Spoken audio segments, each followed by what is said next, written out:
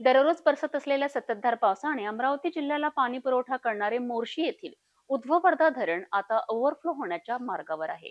धरणातील पाणीसाठा 56.74% इतका झाला असून येत्या 48 तासात धरणातील पाणी सोडण्याचे आदेश देण्यात आले आहे. अशात नदीकाठच्या नागरिकांना निवासी उपजिल्हाधिकारी अनिल भटकर यांनी सतर्कतेचा इशारा दिला आहे. अमरावती जिल्ह्याला पाणी पुरवठा करणारे उध्ववर्धा म्हणजेच अप्पर वर्धा प्रकल्पात मुसळधार पावसाने प्रकल्पाची पातळी वाढली आहे. पाणलोट क्षेत्रामध्ये पाऊस सुरू असल्यामुळे धरणाच्या जलाशय पातळीत वाढ होत आहे. 23 जुलै रोजी 11 वाजता उध्ववर्धा प्रकल्पाची जलाशय पातळी 339.24 मीटर असून पाणी साठ्याची टक्केवारी 56.74 इतकी आहे. धरणाच्या पाणलोट क्षेत्रात होत असलेल्या व अपेक्षित पर्जन्यमानाचा विचार करता येत्या 48 ते 12 तासात धरणातून नदीपात्रात येणाऱ्या पाण्याच्या वेगाप्रमाणे विसर्ग सोडण्यात येण्याची शक्यता आहे.